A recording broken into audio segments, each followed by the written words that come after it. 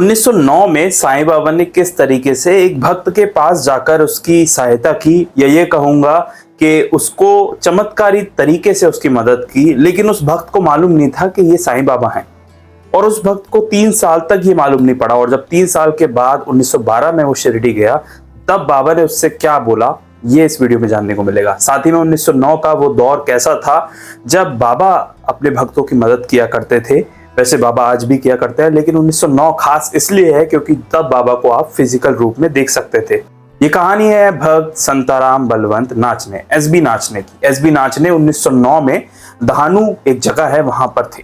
असल में उनके बड़े भाई का जो है वो मुंबई में एक बड़े हॉस्पिटल में जो है ऑपरेशन होने वाला था, और ऑपरेशन के वक्त उनके बड़े भाई के साथ उनके पिताजी थे। और घर पर दहानू में एसबी नाचने अपने परिवार के साथ बहुत शांतिपूर्वक ढंग से भगवान से प्रार्थना कर रहे थे, ईश्वर से प्रार्थना कर रहे थे कि उनके भाई का ये ऑपरेशन पूरी तरीके से ठीक हो जाए। अब हुआ ये कि 1909 में जब ये ऑपरेशन होने जा रहा था, तब दहानू में जब सभी व्यक्ति चिंतित थे, जिन एसबी नाचने के बड़े भाई का ऑपरेशन होने वाला था, उनकी वाइफ थी घर पर, वो चिंतित थी, एसबी नाचने, उनका परिवार पूरा चिंतित था। जब एक तरफ तो मुंबई में ऑपरेशन हो रहा था, दूसरी तरफ सब चिंता में डूबे हुए थे। उनके घर पर एक दस्तक होती, वो दरवाजा खोलते तो वहां पर एक साधु खड़े होते, क्योंकि उस जमाने में एसबी नाचने साधु और जो भी उनका परिवार है, जो भी उनके घर पर आता था, उसकी बहुत सम्मान करते थे।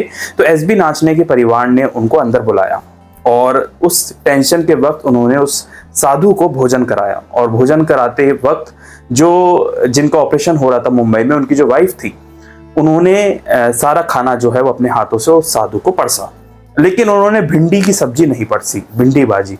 उन्होंने सोचा कि किसी साधु को खिलाने के लिए ये शायद ठीक ना हो, इस वजह से उन्होंने बाकी सब अच्छी तरीके से परसा, लेकिन भिंडी भाजी नहीं परसी। साधु ने सब कुछ परसा देख उन महिला से कहा कि मुझे भिंडी भाजी खानी है। उस समय सब लोग सुनकर हैरान तो हुए कि इन्हें मालूम कैसे है कि घर में भिंडी भाजी बनी है, लेकिन उसके बाद वो जो लेडी थी उन्होंने भिंडी भाजी परस दी, और वो साधु ने बहुत अच्छी तरीके से खाना खाया। जाने से पहले उसने अचानक से एसबी नाचने और उनके परिवार को कहा कि जो मुंबई में ऑपरेशन चल रहा है वो पूरी तरीके से सकुशल होगा। ये कहकर वो आशीर्वाद देके वहां से चले गए। शाम को जब ऑपरेशन हो गया तो उनके पिताजी ने ये खबर भेजी कि ऑपरेशन बहुत सही सलामत हो चुका है, लेकिन एक विचित्र घटना घटी है मुंबई में। यहाँ पर जब ऑपरेशन हो गया था, उसके बाद एक साधु यहाँ पर आए और अचानक से मेरे बेटे को ब्लेस कर उसको आशीर्वाद देकर चले गए। अच्छा, जब ये बात एसबी नाचने तक पहुंची तो एसबी नाचने का परिवार खुशी तो मना रहा था कि ऑपरेशन ठीक ठाक हो गया, लेकिन वो इस बात से कहीं ना कहीं चिंतित थे कि आखिर ये क्या लीला है। उसी वक्त जब सब परिवार खुशी थे तो एसबी नाचने के एक दोस्त मोरेश्वर पानसे वहां पर आए, और जब उन्हें भी मालूम पड़ा कि जो ऑपरेशन है वो सही सलामत हो गया है, तो मोरेश्वर पानसे भी खुश थे, और वो खुशी खुशी बोल रहे थे कि साईं बाबा का आशीर्वाद रहा, सब कुछ अच्छी तरीके से हो गया। साईं बाबा, ये पहली बार नाम जो है एसबी नाचने के कानों में गया था। सुना बहुत था, लेकिन कभी भी उन्होंने इतना ध्यान नहीं दिया था इस नाम पर।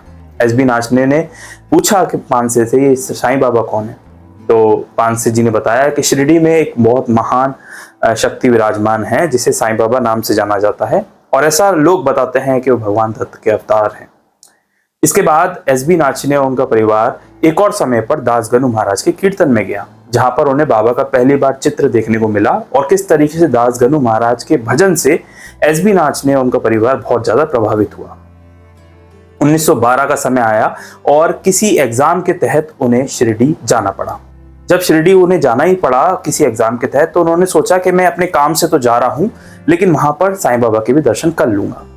अब 1909 से 1912 ये 3 साल बीत चुके थे। उसके बाद जब वो कोपरगांव के स्टेशन पर पहुंचे तो वहीं पर एक उन्हें स्टेशन मास्टर मिलते हैं, जो उनसे पूछते हैं कि तुम अब आगे कहाँ जा रहे हो। एसबी नाचने अपने 2 दोस्तों के साथ वहां आए होते हैं। वो कहते हैं कि हम शिरडी जा रहे हैं बाबा के दर्शन करने।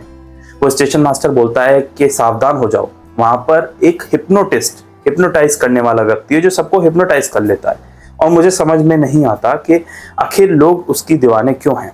ऐसा कहकर वो बाबा के बारे में गलत बातें बोलने लगा। एसबी नाचने के दिमाग में अब दोबारा ये बातें चलने लगी कि क्या मैं शिरडी जाकर सही कर रहा हूँ। खैर, अब वो कोपरगांव तक तो आ चुके थे, तो उन्होंने सोचा एक बार बाबा के दर्शन कर लिए जाए। जैसे ही वो शिरडी पहुंचते हैं और वो देखते हैं कि साईं बाबा जो है लेडी बाग से लौट रहे होते हैं उस वक्त। बाबा जैसे ही उनके पास आते हैं, इससे पहले एसबी नाच ने अपना परिचय दे, बाबा पूछते हैं कि तुम मामलतदार की परमिशन के बिना यहाँ पर छुट्टी लेकर आ गए, तुमने छुट्टी की परमिशन नहीं ली? एसबी नाच ने कहते हैं कि जी बाबा। तो उसके बाद बाबा बोलते हैं ये अच्छी बात नहीं, तुम्हें उसकी परमिशन लेनी चाहिए थी और आगे से ऐसा मत करना। बस इतना सही बात बाबा की समझ में आ गई एसबी नाचने को कि बाबा से भले आप मीलों दूर रह रहे हो, लेकिन ऐसा कैसे संभव है कि साईं बाबा को सारी बातें मालूम है आपके बारे में।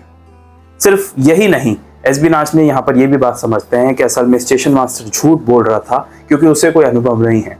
जो यहाँ पर आता है और जो जैसा अनुभव पाता है उसको बयां करना और उसको गलत साबित करना बहुत ही मुश्किल है।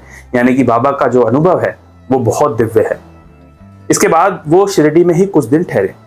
कुछ दिनों में उन्होंने बाबा को देखा, बाबा के दर्शन करने जाते थे, तो उन्हें बहुत सारी चीजें ऐसे समझ में आई जिसको सुनकर देखकर उन्हें अपनी आंखों पर यकीन नहीं हुआ। एक दिन अचानक एसबी नाचने और उनके दोस्त जो है वो द्वारका माई में बैठे होते हैं।